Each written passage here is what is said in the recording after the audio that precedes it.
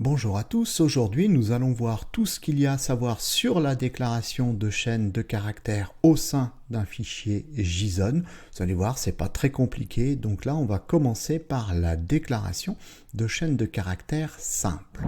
Alors pour déclarer une chaîne de caractères simple, on va déclarer une clé, par exemple une clé non, voilà.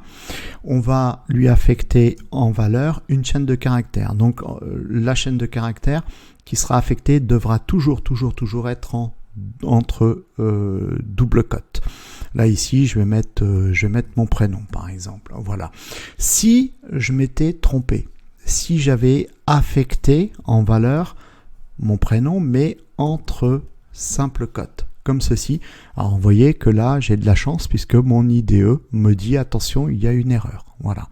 Donc là ici je sais automatiquement que c'est pas bon. Donc là je dois corriger mon erreur et ma chaîne de caractères doit être entre double cote. Également une autre information concernant la déclaration des chaînes de caractères. Par exemple, ici, on va déclarer une clé message. Deux points, on va définir une valeur. Donc, tout de suite, je mets mes double cotes parce que je sais que ça doit être entre double cotes. Et là, je peux écrire un message. Je ne suis pas obligé d'écrire qu'une seule information. Je vais dire ceci est mon message concernant secours. Bon, voilà. Je fais ça, je peux même mettre un point, il n'y a pas de problème. Je peux mettre des virgules, je peux mettre ce que je veux. Et justement, je pourrais aussi dire, j'aimerais mettre entre cotes, par exemple, mon message, cette information. Alors si je dis, je veux le mettre entre simple cotes. Oh, pardon, je ne sais pas du tout où il fallait. Voilà, entre simple cotes. A priori, mon IDE me dit non, il n'y a pas d'erreur. Non, il n'y en a pas. Pourquoi? Parce que ma chaîne de caractères doit être entourée entre double cotes. Donc du coup, il doit y avoir une double cote d'ouverture et une double cote de fermeture. Et c'est tout. Alors justement, si ici, mon message, je ne l'avais pas mis entre simple cote, mais entre double cote, regardez, mon IDE, là, ça y est, il me dit, attention, il y a une erreur. Bah oui, puisque comme j'ai une double cote d'ouverture, mon IDE attend une double cote de fermeture, elle peut pas donc il ne peut pas y en avoir à l'intérieur. Alors si malgré tout, je dis oui, mais moi j'ai quand même besoin de pouvoir mettre des doubles cotes dans ma chaîne de caractères, bien à ce moment-là, il faut ce qu'on appelle les échapper. Il faut échapper ces doubles cotes intérieures. Donc à ce moment-là, on se met devant et on appuie, alors sur un PC, c'est Alt-GR8, voilà. Sur un Mac, je sais pas, peut-être que c'est ça, vous regardez, vous devez obtenir le / qui est ici. Et donc ça, on le fait pour toutes les doubles cotes qui se trouvent entre la double cote d'ouverture et la double cote de fermeture de votre chaîne de caractères. Et puis voilà. Si, il y a encore un autre truc que je pourrais donner également. Oui, pourquoi pas. On va dire, j'aimerais donner, je sais pas, je vais dire par exemple département, peu importe, voilà. Et donc là, du coup, ça pourrait sous-entendre que on aurait, alors je sais pas, je vais dire n'importe quoi, je vais dire 75. C'est pas mon département, mais peu importe. Donc là, ici, je pourrais mettre ça et de dire, oui, c'est bon, puisque effectivement, c'est un nombre. Ok.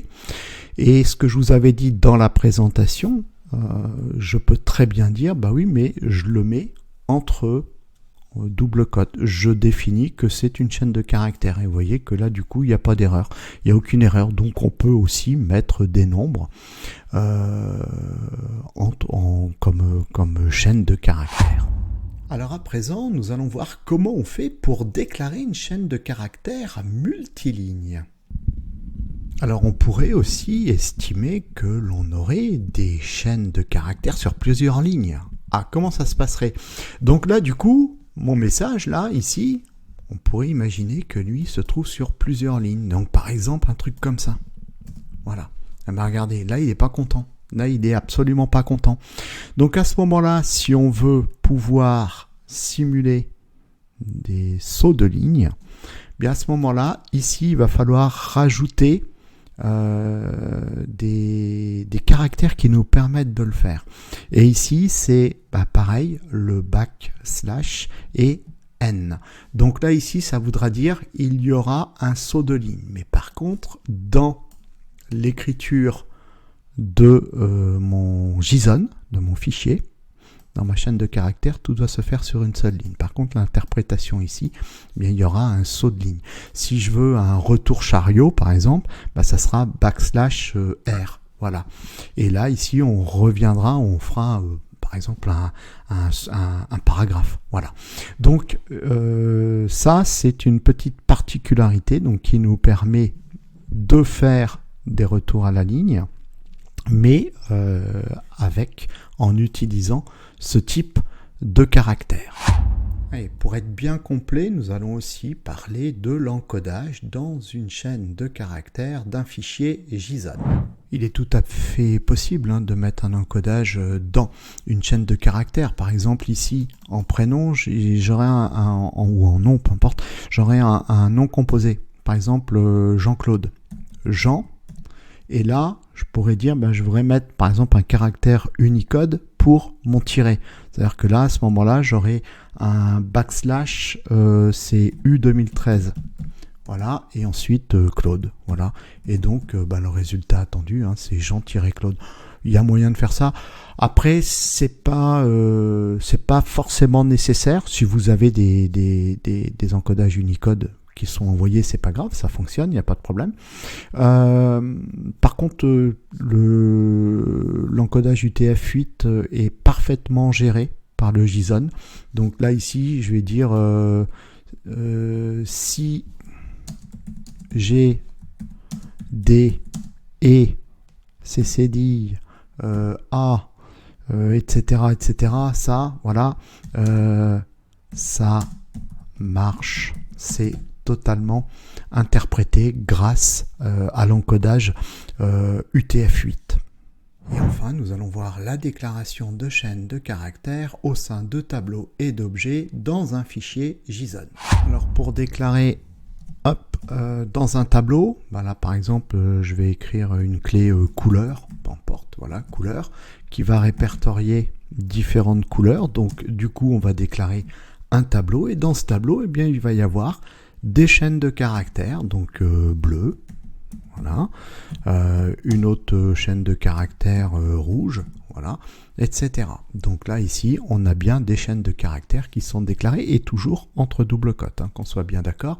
Parce que si j'avais fait ceci, vert, hop, il n'est pas content. Non, parce qu'il faut absolument que ce soit entre double cotes. Alors ça, c'est vrai pour les tableaux, mais c'est vrai aussi pour un objet. Je vais faire un objet personne, par exemple, voilà. Et donc cet objet personne va prendre pour valeur un objet qui va avoir un prénom. Bon, alors le prénom, ce serait une chaîne de caractères, Jean, voilà, et le nom, voilà, là aussi c'est une chaîne de caractères qui serait Dupont. Voilà, donc voilà comment on fait pour déclarer des chaînes de caractères. Là aussi, même quand c'est un objet, de la même façon, entre double cotes. Si je mets des simples cotes, il n'est pas content, c'est pas bon.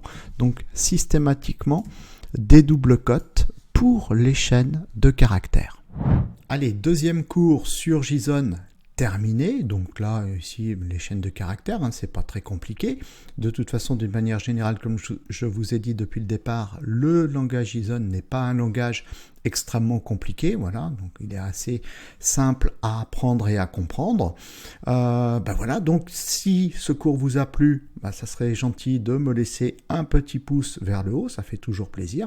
Et puis je vous donne rendez-vous pour la suite, donc le cours numéro 3 sur l'apprentissage du langage JSON.